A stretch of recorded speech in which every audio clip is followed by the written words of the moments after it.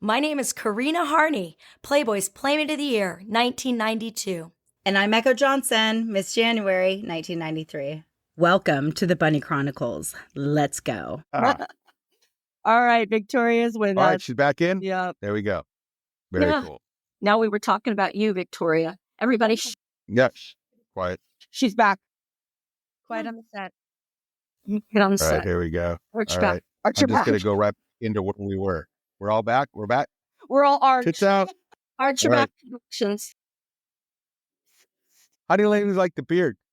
I Winter love time. you with a beard. I think it Winter looks... beard time. Yeah, I love it. Yeah.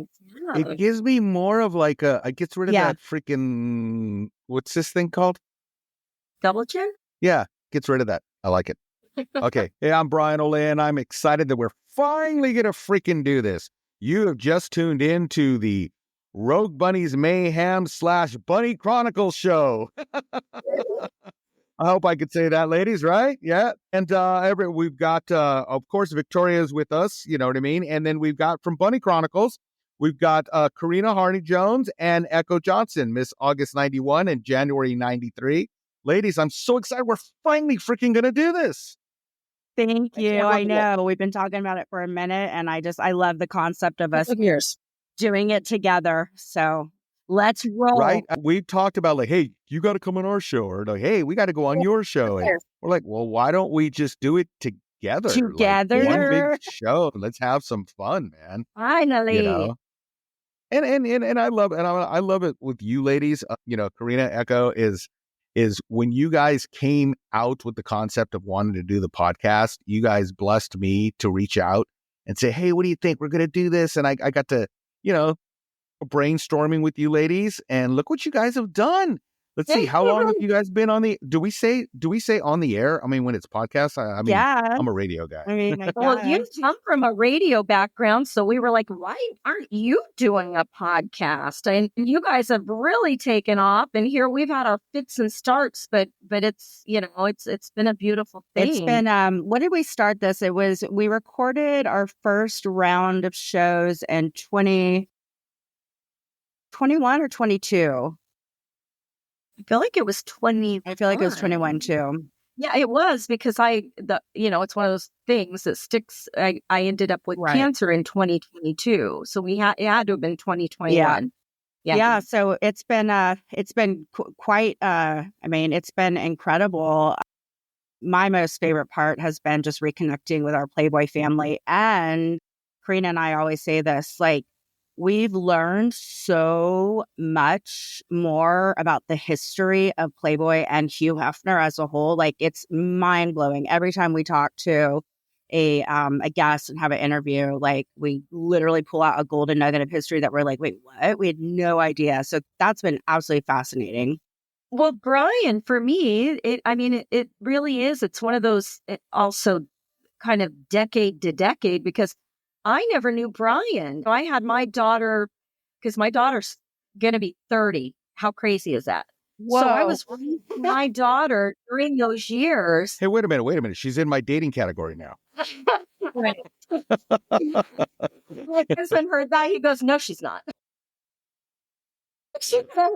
But anyway. I'm fucking around, dude. It's all good. I think I'm just fucking around, babe. But anyway, what's so funny is I remember when I first met you, Brian, I just loved you right away, which is another testimony to the whole family vibe. Same with you. And we found we had so much in common, and we're like, oh my gosh, how come we weren't hanging out and talking back in the day? I got there in 96. Yep. And let's see, you were 91 and Echo 93.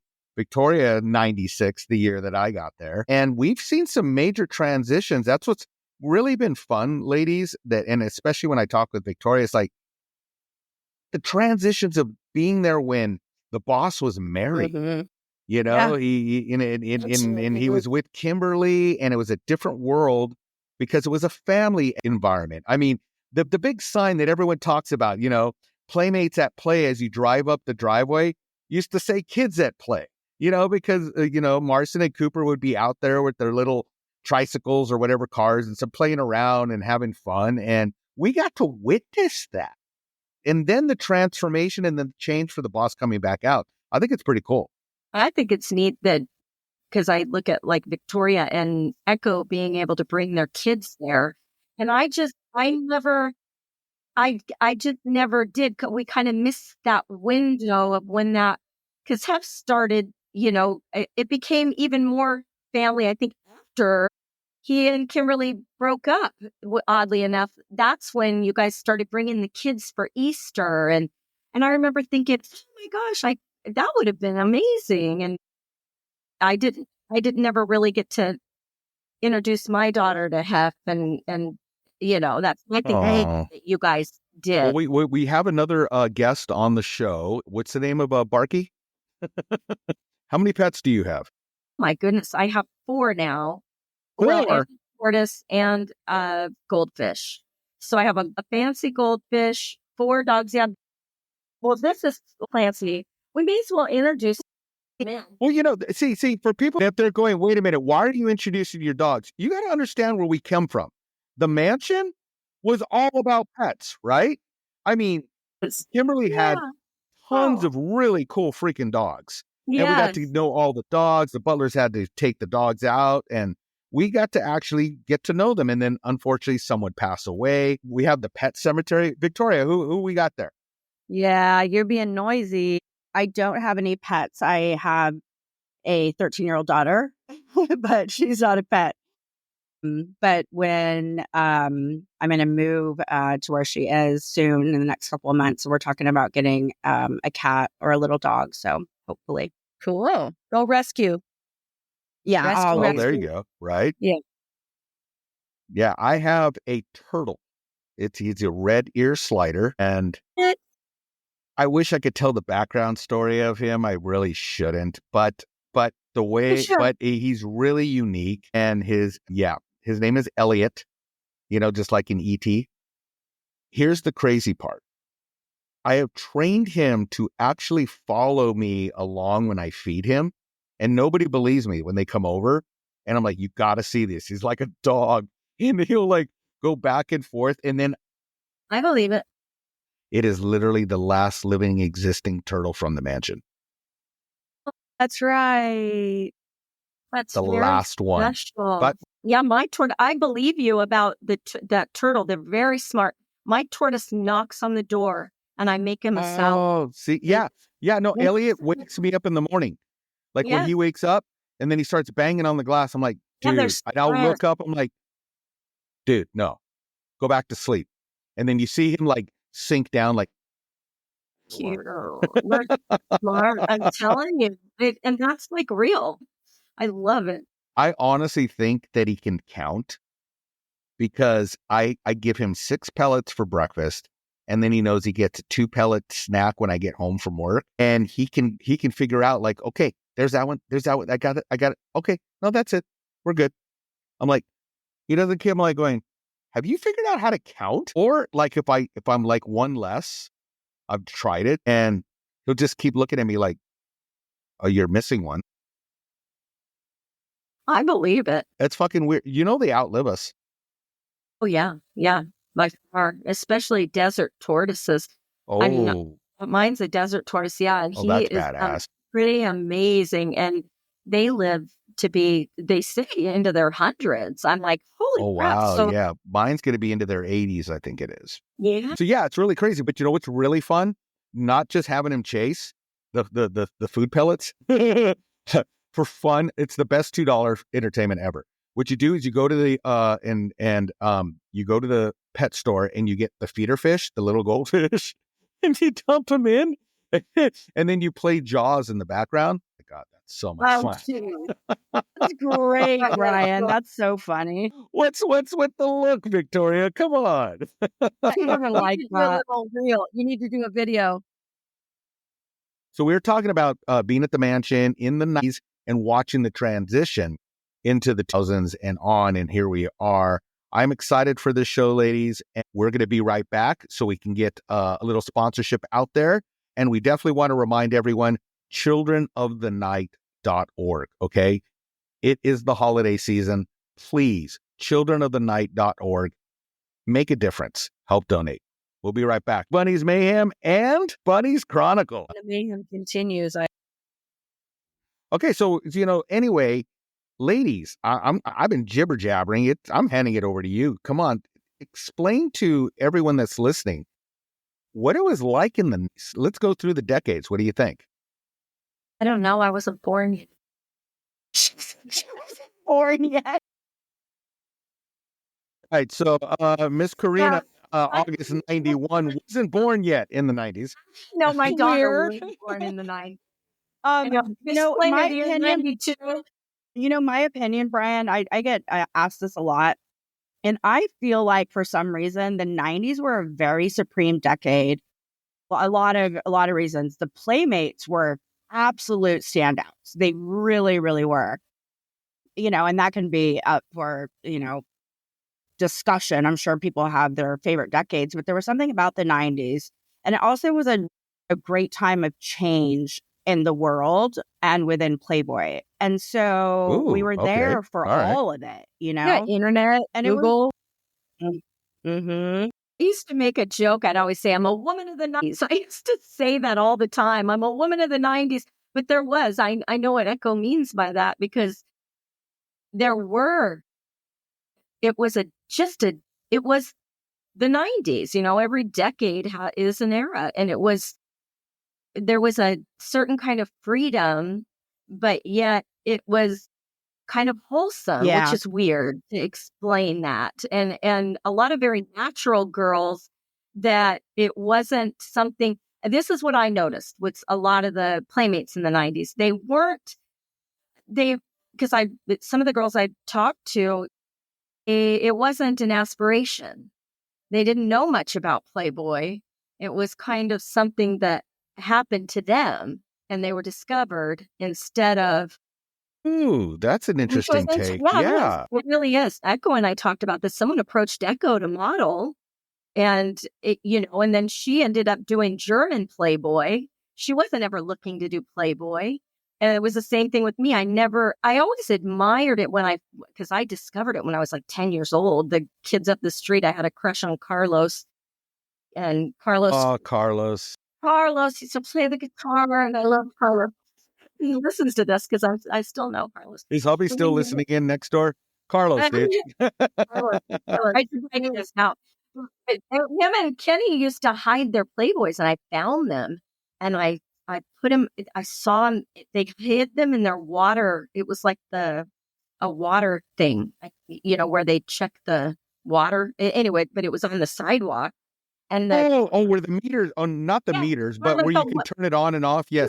Well, but theirs was in front, and there was a light pole in front of their house. Well, that's genius. That's a great idea. That's a good hiding spot. Somebody left it partially open, and I'm riding my bike, and I looked down, and I was like, and I opened it, and it was magazines. So I was like, why did someone hide them? So then I picked them up, and I had a basket on the front of my bicycle, and I stuck them in my basket, the flowered banana seat bike. It was like my pink Huffy. And then I go to the side street where another light pole, and it's like you hide in there. And I sat in there and opened each one. And I was like, I thought it was beautiful. It was like, I didn't know that this was a thing. And then my mom, and I'm 10, my mom out of nowhere asked me, would you ever do Playboy? I'll never forget that. It stuck Wait a minute. out. Did she know that you found this magazine, or this is totally different? She didn't. This is where it gets weird. Just out of the blue. She kind of always wanted to do it. And I never knew that about my mom. And I forget, maybe I told her about it. We were close. Maybe I did. That makes more sense to me. I always remember it as I thought I was in trouble. And then, so maybe I said, Mom, I looked at Playboys. Do you know what Playboys are? Can't you see Karina with her curly, massive hair on her pink bike, pedaling fast with all the Playboys in her basket? It's even funnier as I put them back. And somebody had seen me with Playboys stuffing them, and I'm 10. My gosh, it is. Well, you're 10 years old. You're discovering the Playboy, right? You've got the beautiful, massive curly hair going on. And then I could imagine the conversation. Mom, I found this magazine. So hair keeps growing in other places? With the whole, every bit of it. I think I was more impressed with the fact that it folded out, that I figured out that each one of them had these things that folded out and they were nude. But I remember thinking they were beautiful. I didn't think, ew, gross. That's what's so even weirder. I wasn't like, eh. I was like, Do you remember who they were? yeah, they were all beautiful. I just thought they were beautiful. Do you remember which Yeah, Playmates that's they so funny. question, Victoria? I don't, but it had to have been the 80s. It was the 80s, early 80s. So what's even funnier is, I met each one of these playmates. I'm sure of it. That's cool. But I wished I had remembered. I just remembered thinking, wow. And then looking that they were real people. I remember one of them with their dog, things like that stood out in my mind, that I thought, this is really cool. The funny thing is, when I ended up with the boyfriend that wanted me to do Playboy, I had forgotten about all of that.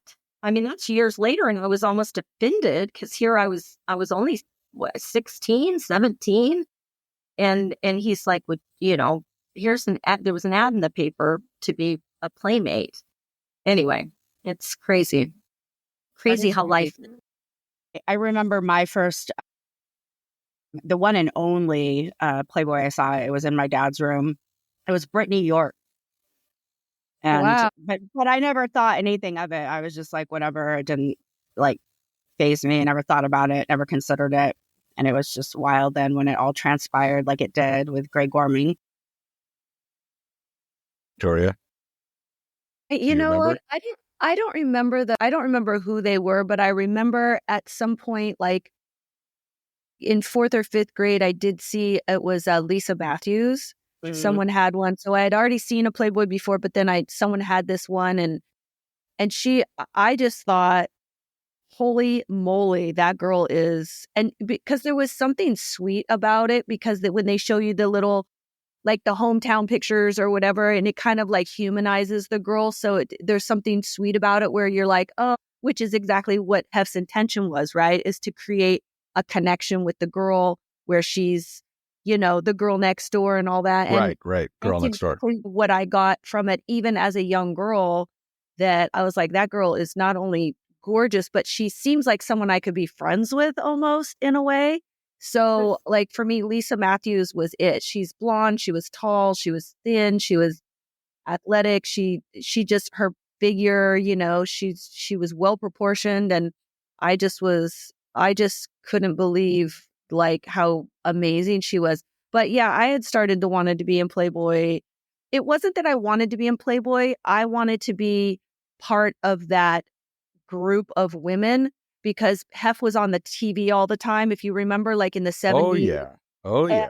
They would always show him roller skating and doing all this fun stuff. And I thought, I've said this story many times, I thought Hugh Hefner was Howard Hughes, the richest man in the world. So for me, Hugh Hefner represented this iconic person that, like, I want to be in that world. I want to get out of middle America. I want to work for the richest man in the world. So if I worked for the richest man in the world, I'm going places. And I really wanted to be an artist. And I thought, if I get into that world, I'll be able to like segue into the art somehow. I don't know how I thought of this, which is exactly what happened. And yeah, so that was my whole thing, was that Hugh Hefner was Howard Hughes, the richest man in the world. And I needed to get in front of him so that I could work for the richest man in the world. That was the answer to everything. Wow. Yeah, that was where I was coming from. I like the fact that we're all sharing like our points of view, especially you ladies, like when you saw the magazine, because I still have some debate with some people that get confused and they meld the lines and say, oh, Playboy, that's pornography. I'm like, no, what are you talking about? They're models. They're beautiful women, and they're recognizing that everyone has a certain period in their life and they want to have something that remembers that. Would you look anything towards a swimsuit magazine? No. Would you look towards paintings or art back in the day, which are still hung in museums and galleries and adored. But it is I think it's beautiful. It is still considered adult content because it's nude. And for some people, that nudity is porn to them. Like if you were to show, but that's it. But that's what triggers in their head, right? it triggers in their head. And I don't know. I can't change people's opinion of how they see it, but that's not how everyone sees it. Just tell them to go look at Penthouse. That's fucking porn. Yeah, see, that I wouldn't promote. It's not Not as at all. clinical as who used to say that? I think it was my mom. Well, it's not as clinical. I'm like, Clinical. wow.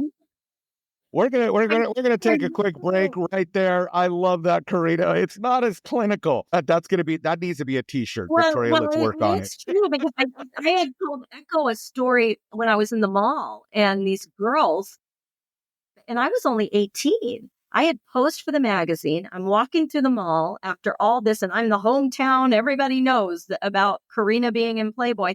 And these two girls they walked past me purposely so that I could hear them.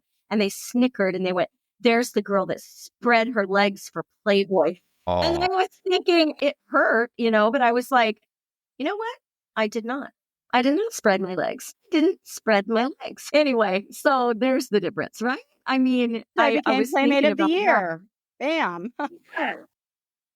Yeah. And then Victoria, it's so cool that you and I have discussed this, how you ladies are all part of this amazing legacy. And Victoria, you've taken it with Rogue Bunnies to continue on. And the NFTs aren't nude. No nudity with Rogue Bunnies. And the reason for that is because I wanted to keep it mainstream, because I wanted to be able to connect with people all around the world without having to be put into a box, which we've been put in for so long. And I just thought it was time to be out of the box. So in the box, out of the box, whatever the box, but no box here. We don't show the box. So no nudity, to keep it mainstream. And also because I feel like most of us girls have evolved, and I just don't think nudity is a part of us. We don't have to show our sexuality and being beautiful. We don't have to take off our clothes for that. I wanted to prove that, to everybody that you don't really, you can suggest it and that's pretty much enough. You know what I mean? Like Hef did it correctly. Yeah. You can't match that. Yep. I love that. Now, Victoria. both of us, all four of us, we're all doing a podcast. We all have our shows. Let's recap again. Echo, Karina, Bunny Chronicles. I know, Echo, you and I had conversations. I remember you used to call me late night and go, "I got this idea. We got to do this." But I think for the listeners, right? Let's retell that story. Let's talk about how you ladies got to where you're at. I mean, you guys have been killing it. Well, thank you. Thank you so much. Yeah, I mean, my God, it's definitely been a passion project. And I knew nothing about podcasting, how to do it, whatever. I just loved listening to podcasts. And I had gone to Vegas to do it was an autograph convention. So I had gone to Vegas and stayed with Karina, and we came home that night after making about $10. It was one of the best conventions ever. And Karina was like, "Are you a bourbon girl?" I was like, "Hell yeah." So we sat around her fire pit and drank, I think, 2 bottles of bourbon. We drank a lot of bourbon that night. Yeah. Japanese. It was so Japanese. smooth and good. And I started talking to her. I said, "Look, I have this idea and I really want to do this podcast, but I need someone to do it with me just because I felt like it would be a better show and I needed somebody with name recognition as well. And just to be able to kind of bounce off of, I just wasn't comfortable to do it alone." Karina didn't want to do it. She was very hesitant at first. She really wanted to do a documentary, and that's something that we hope to do down the road. That's definitely Karina's arena. I never was involved in acting. Arena. Karina's arena. I like that. And after explaining to her, like, look, it's just like, it's important, Hef is gone and that's over, and this will never, ever, ever be again. And it's history, and people are fascinated by it. Let's do this. So she, said, "Let me sit on it. Let me think about it." And it was a good 6 months of just come on, encouraging her. And then she got on board and we went to LA and recorded shitbox studio that ended up erasing 4 of our shows, including yours, Brian, with the Butlers. We didn't, and they. That was a fun show. I That was a know blast. it was the best, but Yeah, it's been it's just been so gratifying to me personally to be able to bring this to the world, and it's being really well received. Our YouTube channel just got approved for monetization. People really love the video content. That's And, awesome. just a plethora of guests. I mean, everybody from, Playmates to Playboy Corporate, obviously Playboy Mansion staff. And we have such a long list of people still that we need to record with that are asking all the time, when are we going to record? When are we going to record? So it's a labor of love for sure. It's a passion project. It's a lot of work, but I'm loving doing it. And I'm just really grateful to Karina that she stepped in and came on board with it. And I think it's been as gratifying to her. As you know, she got sick after we did the first season, and I decided to co-host Playmates. And so I had Kathy St. George come in and host. That was incredible. I had Carrie Yezel come in and host. That was incredible. And it's just food for the soul. It really is. I'm loving it. So proud of you, Echo. Seriously, so Thank proud you. of you. It's been fun. It's been, and I'm grateful because it opened my eyes to just so many things that I had. You put things in your past and you say you move on, but I'm finding that you know, we all were a part of something so special, and here we are. It goes on. It's a legacy that goes on, and I think that that's pretty spectacular. Yes. And that's a rare thing. I don't think a lot of people can be part of something like that. And echo to what you said, about starting this, and it's your vision and it's your passion. I thank you because there were memories that I'd forgotten and things that, nobody's interested in my world anymore. And it's been because it's part of us. Once that's part of you, you have a history. And when we would go into the studio, I don't know if you guys feel this way as well. It took me back to working for Playboy and the way you execute things. And I'm sure Victoria as well, the things you've learned from Hef and how you execute your business. I know Brian, we've all taken something and you're able to do it in a way that you wouldn't have been, Absolutely. it's incredible. That was fun when we had makeup from the makeup artist that did all the girls' Playboy makeup makeup. artist. Sarah and Michelle, and I never worked with them. But I worked with makeup artists that had since retired, and they're the ones that probably retire more than everyone else that's worked for Playboy that stayed for 40 and 50 years. But so I didn't get those makeup artists, but it was a pleasure to meet them. Alexis Vogel was one that I was it was a privilege She's to the work best. with. The best, really. She was a star maker. I always say she made some, but at the end of the day, it felt good to be getting my makeup done the way we do with Playboy. Even today, I'm like, today I wanted to put on my pink blazer and I feel like Victoria, the way she does things, I felt like how we used to wear our bunny necklaces. I'm like, I'm going to wear my Rogue Bunny necklace. And, that's fun. This is it's beautiful. I'm grateful to both of you. What's interesting too is we're capturing a young audience as well. We're starting to get the demographic I'm seeing on YouTube are 20s, early 20s. And I love that they want to know and learn about the history and legacy of Playboy. I think it's fantastic, because as we all know, It's definitely an iconic period that I don't want to say can't be replicated because you always want to have hope.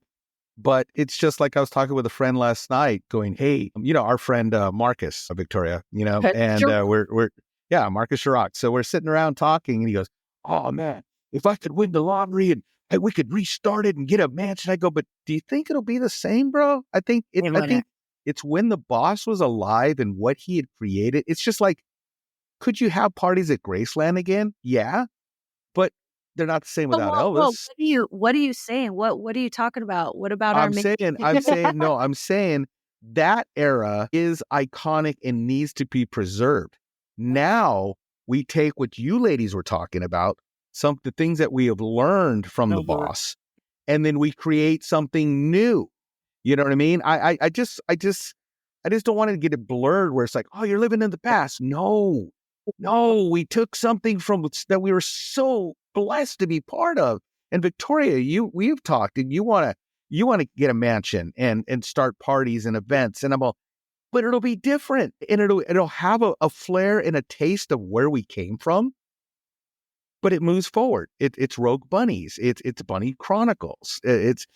I just am blessed, ladies, that you guys have become such amazing friends. Yeah. And I try to tell that to people. I go, you have no idea. My world is probably the one unique person I get to. I mean, we all got to work with you ladies, and everyone, had jobs, and I'm not the only person who worked in the mansion.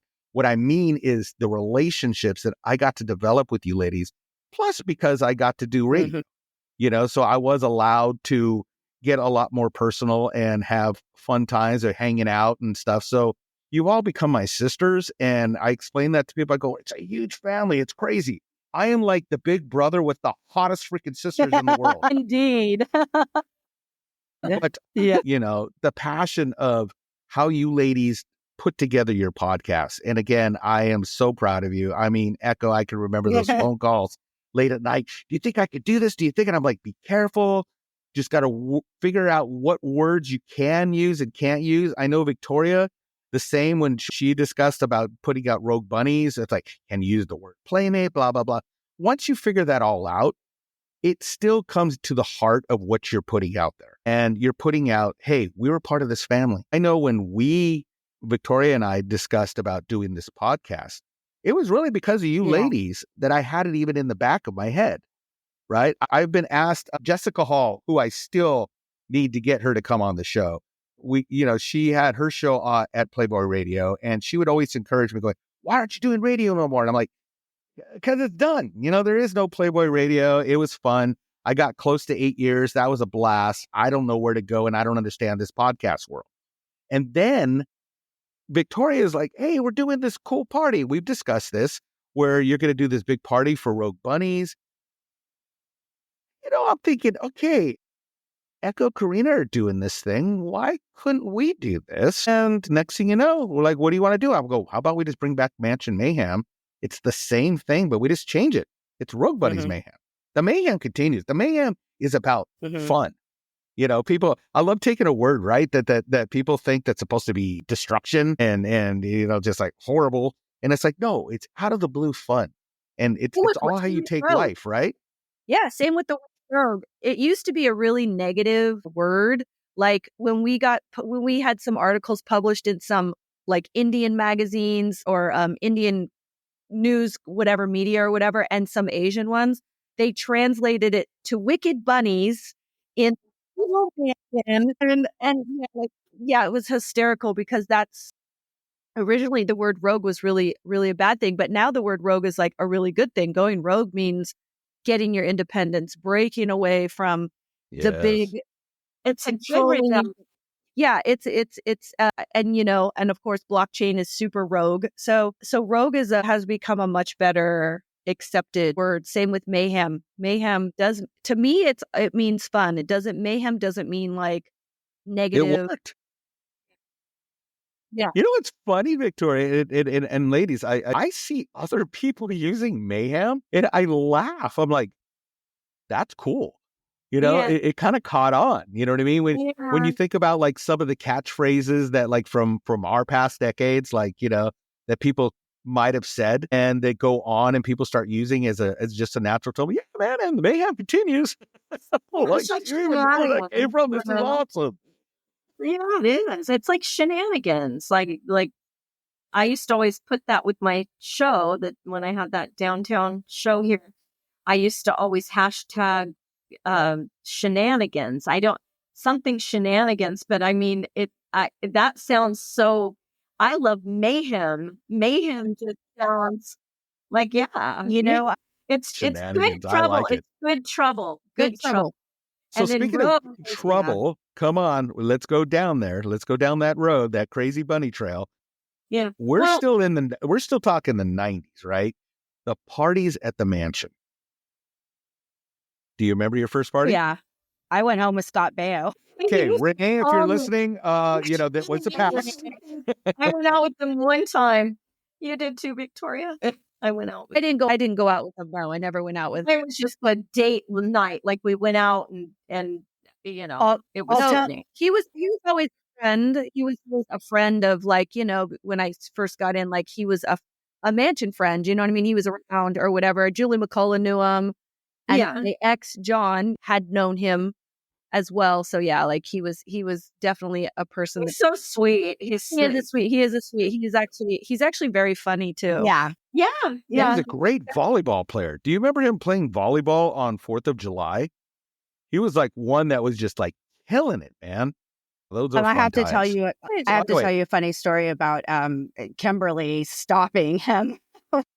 So he had come up to the mansion to take me out to dinner, and I'd been shooting all day, and I was like, oh my God, I love my fucking makeup. I'm not taking it off. And I don't know, had on some like bustier, like, whatever, early 90s. And so he picks me up, and Kimberly's sitting at the round table. And she sees us, and she stops him, and she goes, Scott, she's shooting tomorrow. You get her home soon. That's not me.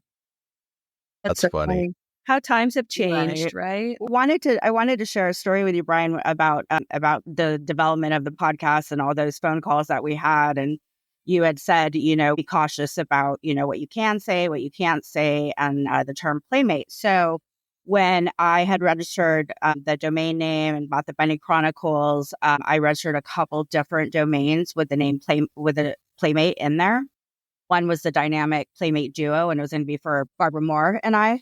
And I get 3 cease and desist letters from Playboy saying that while they appreciate, can't use the term Playmate. So I wrote them back, and I included a letter that Hef had signed off on in the 90s when I had created a membership-based website and was allowed to use the term Playboy Playmate as long as there was the trademark, right? So I sent them that.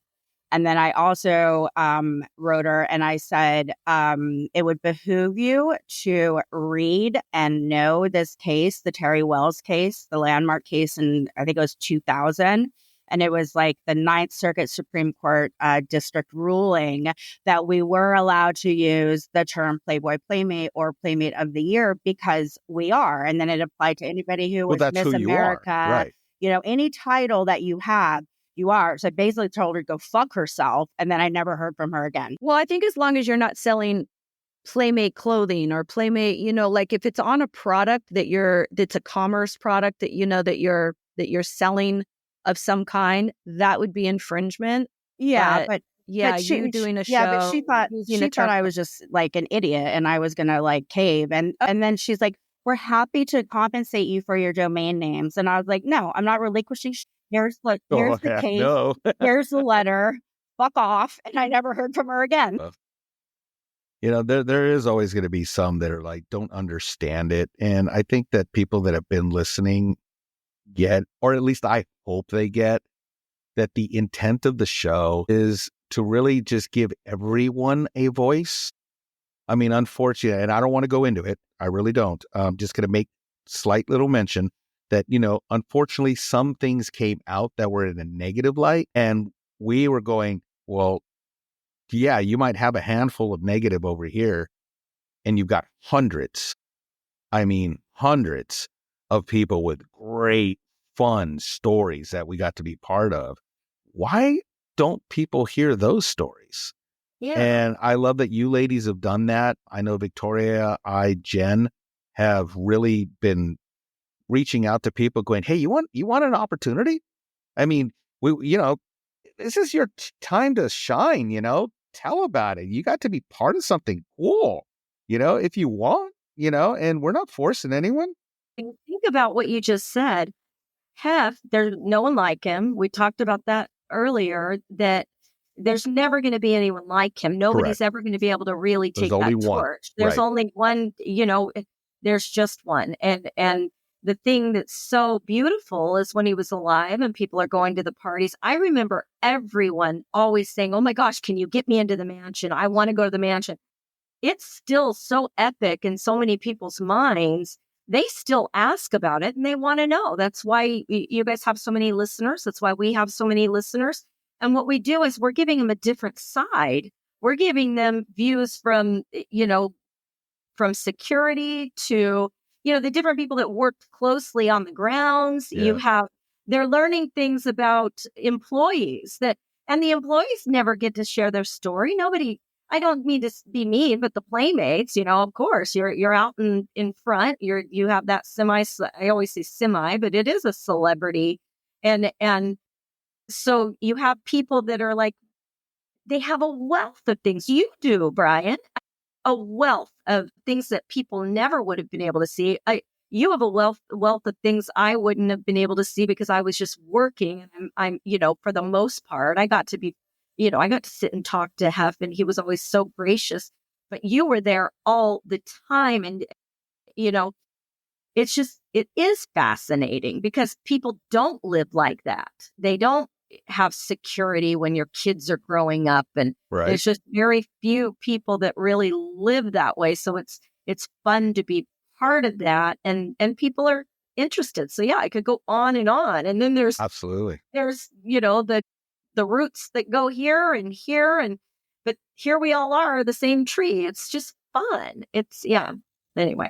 Karina, and how, as we've said again, there is only one Hugh Hefner, just like there was only one Elvis Presley. And we can go on and on through a list, but I'm so excited for what Cooper Hefner is trying to do. It's really cool that Cooper has actually gotten people together, and it's been an announcement. Well, we kind of knew something in the background was kind of going on, but it went public and they put the offer out there. And like I was speaking of earlier, the past is what it was, but if there's anyone to create something that understood, it's the son of the man himself, I mean, we've had a great show with Marston, and he has some great stories of talking about growing up, at the mansion. And yes, Karina, as you said, not everybody has security. I mean, how many people have a butler staff 24/7 or kitchen staff or maid staff, right?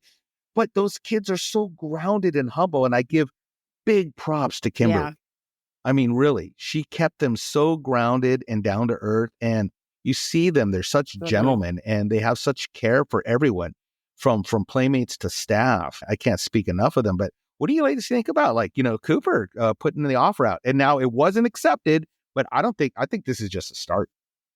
I hope it's just a start. I think Hefner is definitely the magic behind Playboy. And if anybody was to attempt to fill some really big shoes, it would be Cooper. We've always said that Cooper had the personality. He looks like Hef. He's got the charisma. Everybody loves him. He's classy, and he's, I just think that he definitely has the magic that encapsulates, Hef. And who knows him better than his own son, who's, he's a worldly person, Cooper is. And, not sure why, who knows what's going on with all of that, but it would certainly be a very exciting time to kind of bring it back to the family and see where it could go. I mean, we know that Playboy's announced that they're relaunching the magazine, and they want to bring the Playmate back and the centerfold and all that. And so we'll see what they have in store. But yeah, I think that nobody can do it like a Hefner can do it. He's the legacy. Yeah, he's the legacy. Really, he is. We're all behind him. I know there's so many of us that are like rooting for him and hoping that him and Christy, she's probably involved on some level, I would hope.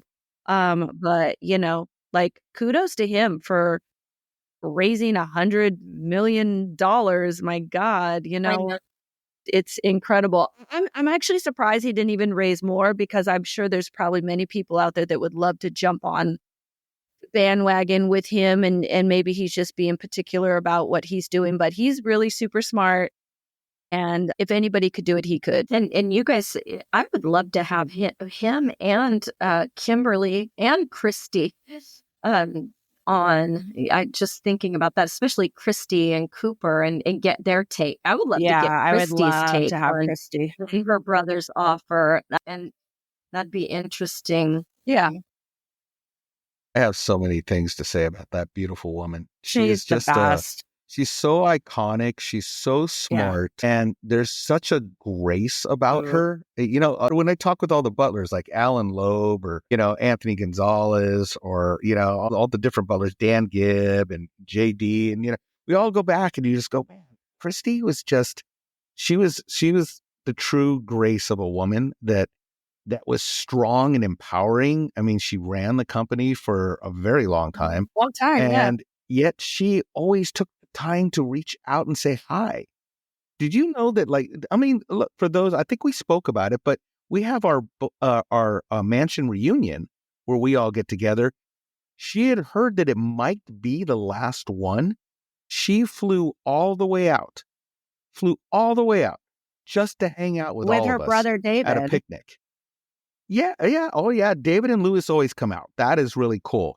But it was so cool that it's like she took the time and she went around and just said hi and thank you. And it's like, I think she could see, like, this is her father's legacy here.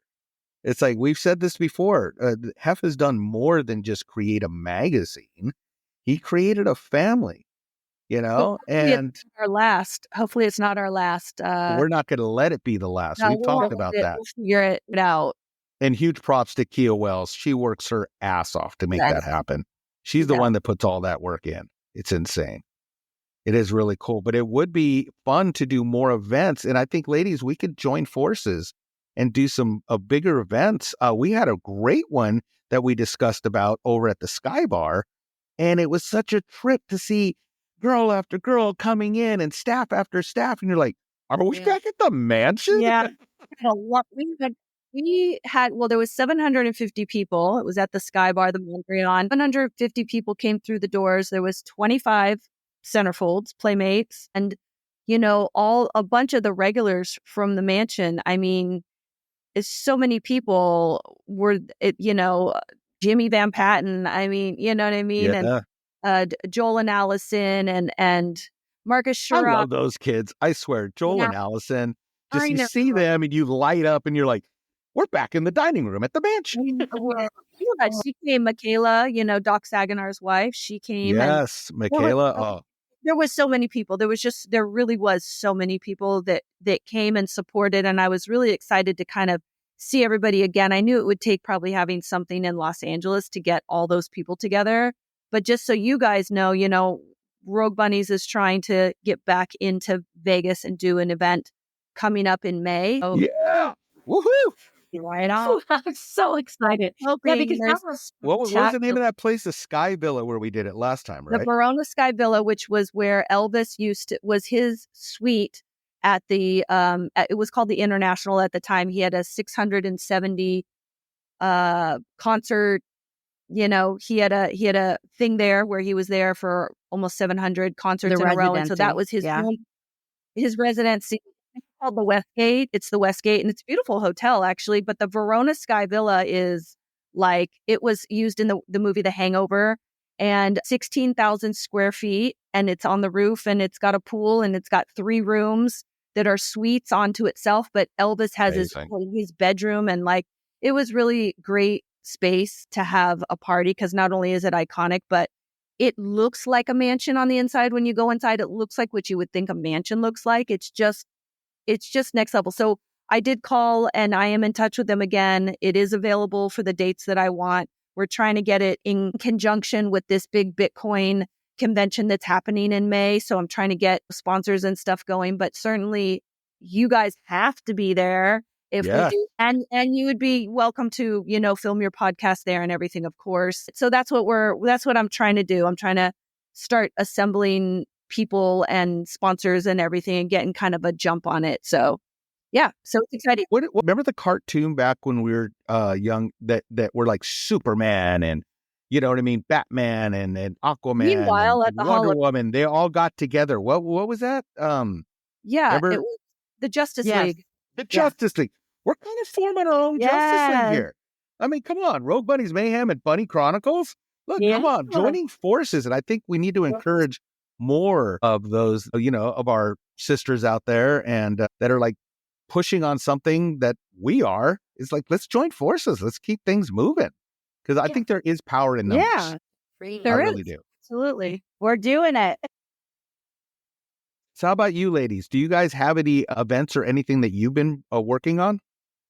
Getting geared up to do a whole other round of interviews. We got access to a great studio. So over the next 3 Very to 4 cool. months, I have 20 people on the list that want to do an interview. So And we have some other things in the works that we can't talk about yet. We all, again, lockstep, take each other's arms and move forward with things. We have some good things coming. yeah. Yeah. Yay. And then merch. We Yeah, have merch. Shirts for us, but Victoria, do you think we could get shirts made and start Yeah. offering them to people? Yeah. I Because I've need to- had people say, dude, I want a shirt. Yeah, these were handmade by an artist. And here I'm in Houston, handmade by my friend. So they were really expensive to make. But to mass produce them, we should, I have to get a whole like print on demand probably website going where we can just start offering stuff. Yeah. I just want to remind everyone, it is the holiday season. All right. This is when you can really make a difference. And we're hoping that this isn't just during the holiday season. It's something that you start contributing to throughout the year. Children of the Night. Hugh Hefner helped start the organization with Dr. Lois Lee. We did an entire show on it. Ladies, I was bringing up it's the holiday season for everyone that's listening right now. Come on, everything kind of melds. You have everything from Thanksgiving, you have Hanukkah, you have Christmas, New Year's is around the corner. It's such a festive time. And I just wish people acted like the holiday season throughout the year, because people tend to be more giving and just gracious and welcoming, and we all get together. Do you guys remember the holidays at the mansion? I Yeah. was never, I know Victoria definitely, but I was never there during the holidays, just for parties. Yeah, we go Christmas Eve and then we go Christmas Day. So Christmas Eve, we'd do all the pictures, the group pictures, and do all the stuff. And then Christmas Day, we'd come for the big dinner and everything. And it was always such a good time because it was just such a nice group, but it was always so beautiful to be served this amazing turkey dinner and the whole thing. Also, he had a special place settings, like the flatware and everything was different for the holidays. And it was always like the best stuff that was in that little closet right there in the dining room. Oh, yeah. And- Remember in the dining room? Did you ladies know that? Okay, when you go in the dining room, you'll see there's the windows, right, that face out towards the front. And then you had on each side the wood paneling. Did you know those are secret drawers? Yeah. Right. it had They all the- opened up. Someone showed me that. Yeah, Like, they opened up. There was a special show. button you hit inside the silver closet, and those things would open up, and all the special bucciolati, all the we had in the safe in the kitchen by Chef Carter's desk was a safe that had all the silverware, but all the plates and the cups and the glasses and glasses all and that stuff and the coffee mugs, and it's just gorgeous stuff. All got brought out for the holidays. That was fun. I agree, all that Victoria. sold in the auction, which was really weird. The auction was really weird to see all the things that we used to sit on and be around for all these years were now at this auction being like dispersed around the world to people who were buying them at the auction. And I wish I had bought the flatware and the glasses. It all came in one, like they sold it all as like a lot. And it didn't even go for that much, like what, $2,000 or like some freaking amount. I'm like, oh my God, you can't get this whole set like this at Macy's. Yeah. Yeah. It was. I mean, so iconic. I don't understand any of that. It makes me so sick. A lot of it went I for always imagined, really high, and then some stuff nothing. Yeah. I always imagined all of everything there being behind velvet Yeah, in a ropes museum. and it Yeah. being a museum, because Yeah. it would have, so many people would have shuffled through to see. Yeah. It should have been like all- Graceland. There's all no of it. reason they couldn't have made a contract Well, with all the shuttle buses that go by and do the tours.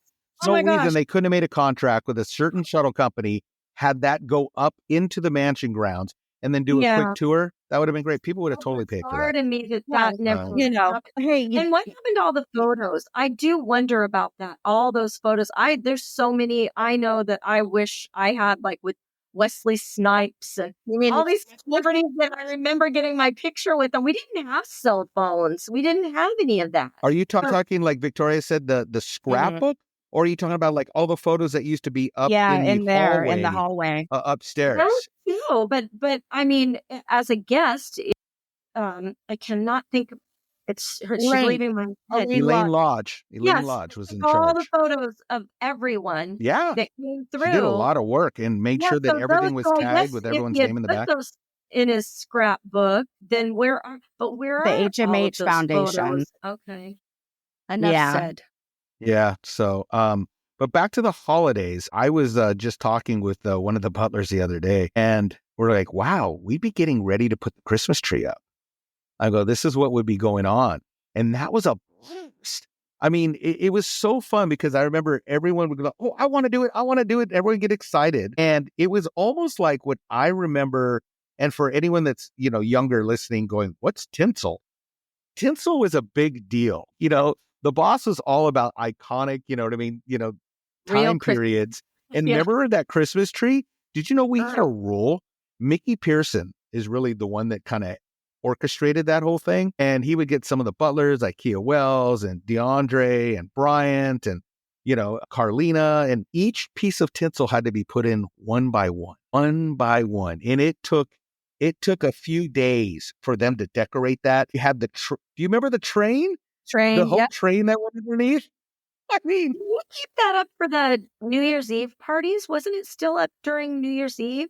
they would leave it up. Correct. And then, Yeah, but that's why when you're telling me this, it's been so many years. I didn't go like you. I wasn't there all the time, but I remember because was it, or maybe it was yeah. Never mind. I'm like, no, I was at the Midsummer Night's Dream parties mostly.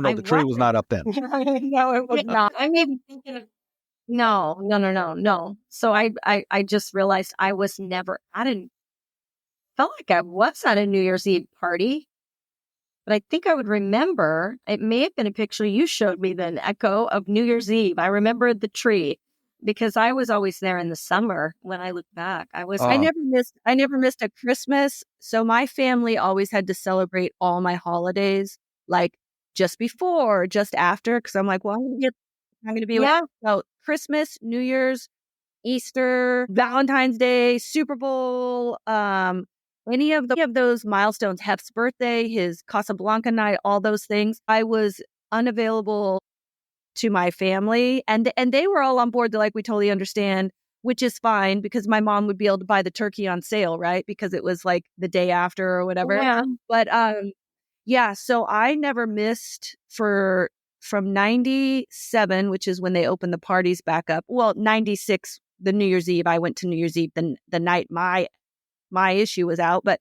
from 96 until then 16, I guess, is when he kind of stopped the parties. It was really like a year before. I went to every single, I don't think I ever missed any of those events because I was like, you never know. One day it's not going to be here. We always said that, we'd go on a Sunday and we'd have dinner and a movie and we'd be able to walk around the grounds, and I had my daughter there and everything. And I was, I always thought, one day it's not going to be here. So I always wanted to just take a breath and like really absorb everything because there was something really special about that property and the energy that like he brought an energy to that property that's like really you can't explain. And it's still there.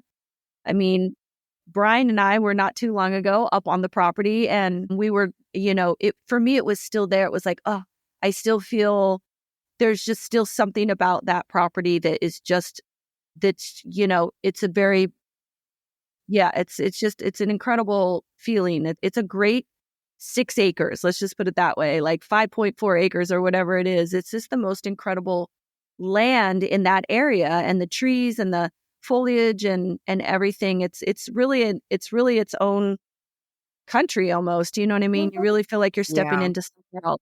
It should have its own code. It was therapy for me. I remember that was the first thing I would do when I was staying there.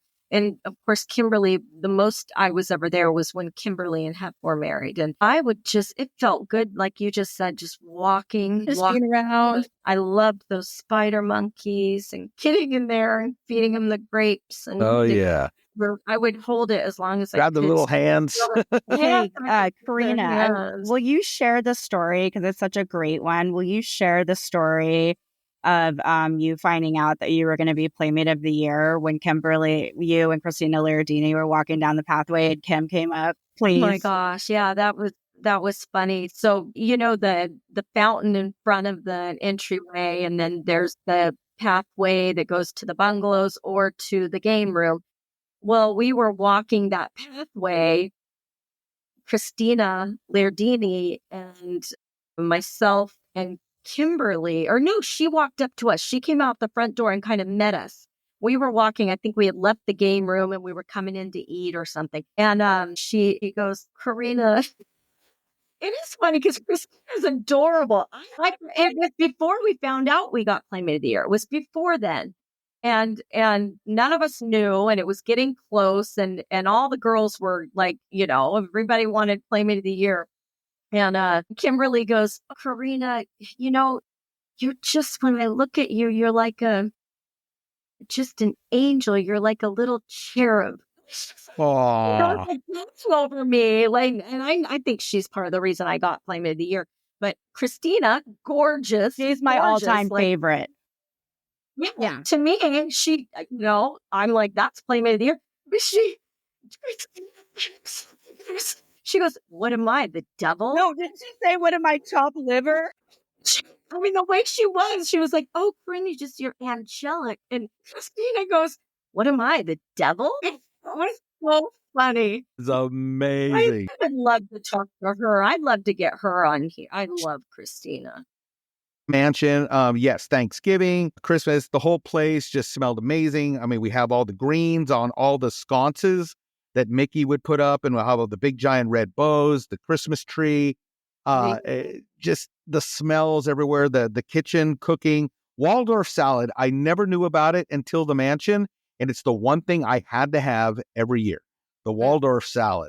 But then the big setup, New Year's Eve. Oh my gosh. So fun. That party. I mean, I have a picture that's been floating around. what do you got there, Victoria?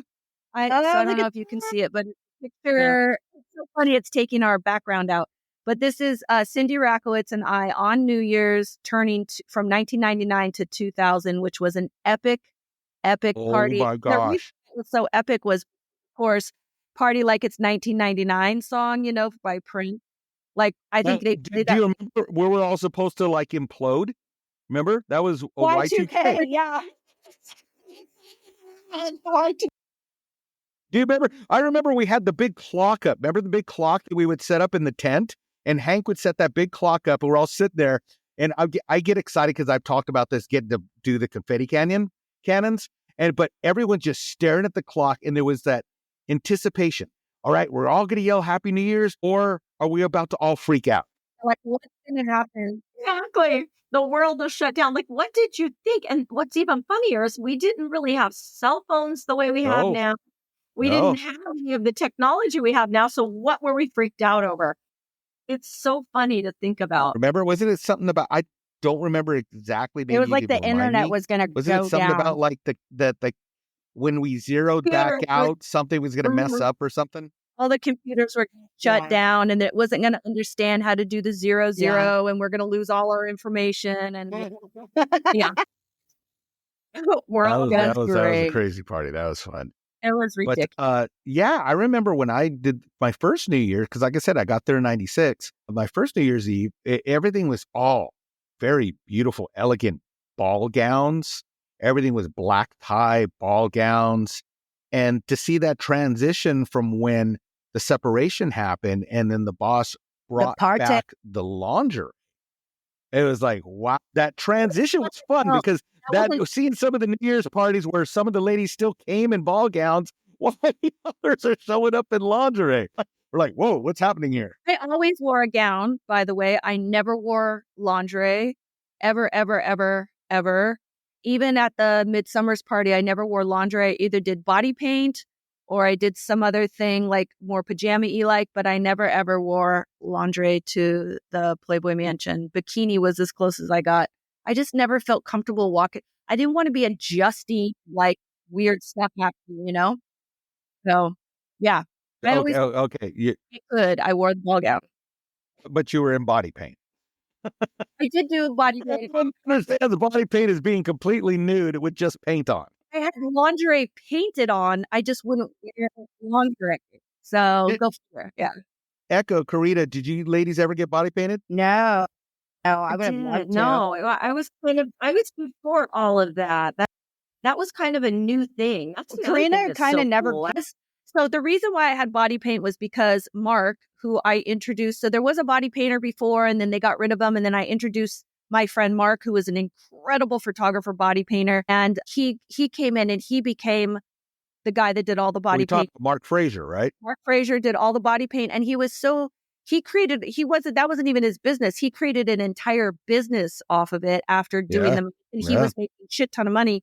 But every time there was a party and I didn't have an outfit, I would say, listen, Mark, would you mind painting me something? So he kind of saved me quite. He'd be like, okay, you just got to get there 8 hours early. He would put me in the round of girls, make sure that I got painted. And I tried to keep the design easy so it didn't take him 8 hours. It was just something more simple. But he painted me, I would say 5 or 6 times. He painted something for Halloween twice. He painted for Midsummer's a couple times. But I always liked when he did because no one ever had my outfit. So there was never a problem. I was always original. And also a lot of times wearing the paint, he did such a good job. A lot of times people didn't realize I had paint on. If it was like lace and a bustier and you put the sparkles and everything, it would be so comfortable not to feel like you have something on, but not to have anything on and not to have to adjust and like be worried about, moving stuff around. For me, the body paint was epic. I didn't body paint from the waist down. I usually had something on from the waist down, but he would always do from the waist up. So, and he did angel wings one time on me. He was the best. I loved him. Yeah, he was incredible. Him and his team became a really big staple at all the parties of the mansion. Yeah. So he moved down. I know that he moved to the Palm Springs area. I don't know if he still has a gallery there, but I know for a long time he was still sending me photos of his new paintings.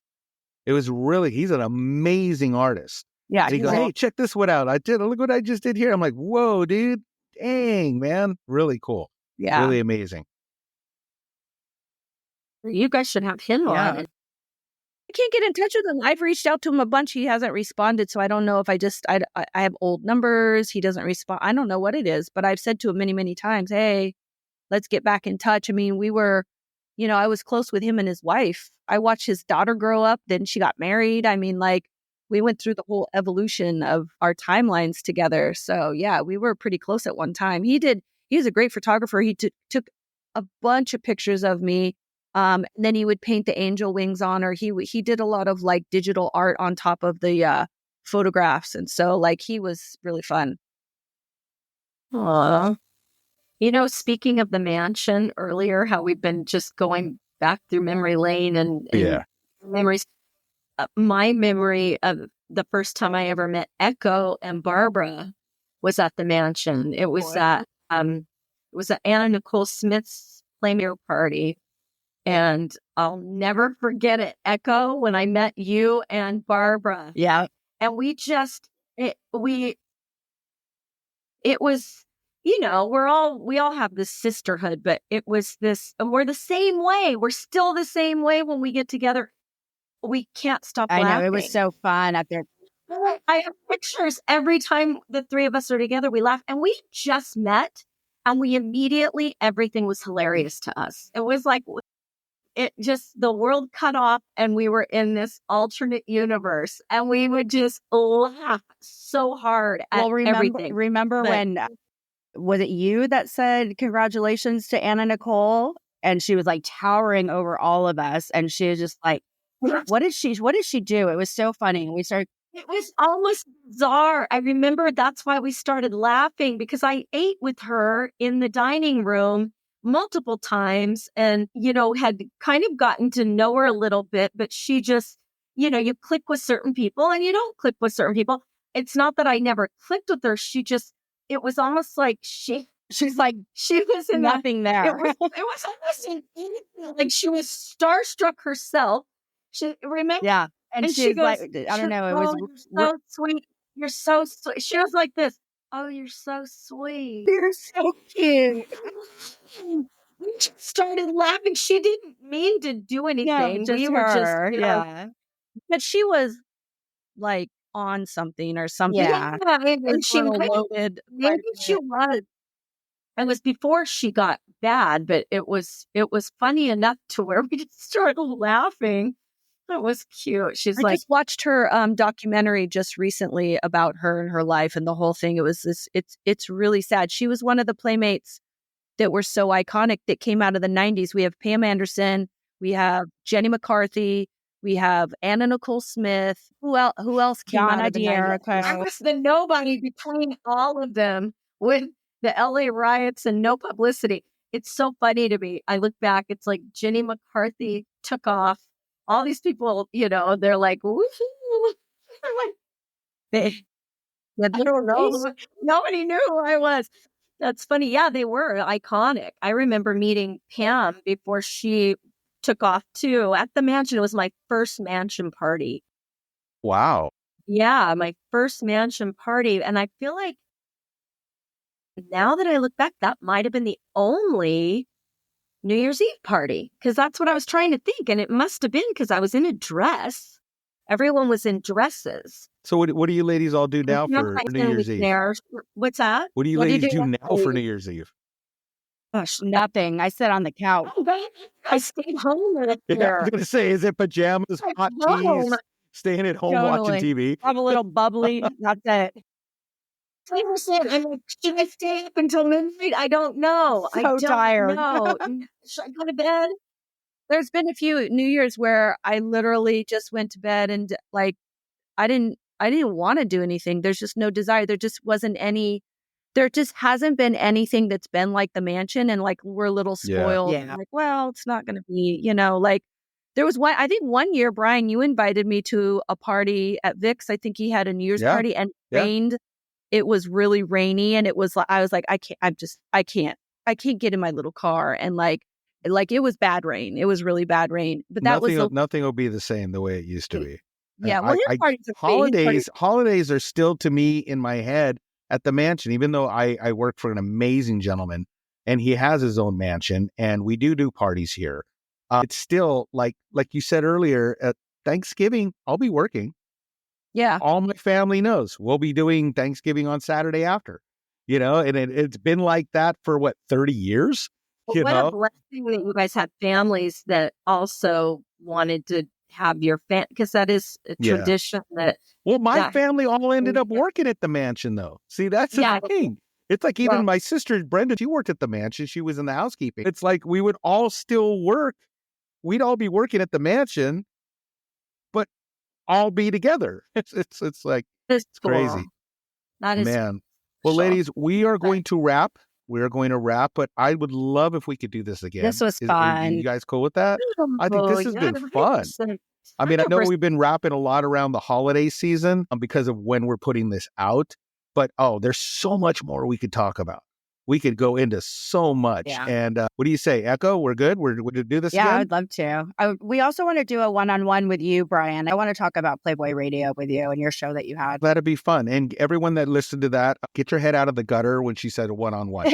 All right. So we're going to do we're going to sign out. You have been listening to the Rogue Bunnies Mayhem and the Bunnies Chronicles. And The Mayhem continues. That was fucking awesome. Yeah. found all these pictures. I found this That Nicole picture. Lorraine. Yeah, All from New Year's, right? that was from New Year's turning 2000, and that's Cindy Rakowitz. Cindy Rakowitz. I love. Let's put that in there, Victoria. Let me bring it back, and I'll bring it in there. Okay. What do you mean? You're gonna show that. That's cool. Let's bring it in. I'm saying I'm gonna bring this back in, and then you go, oh, hey, look at what I found. You know what I mean? All right.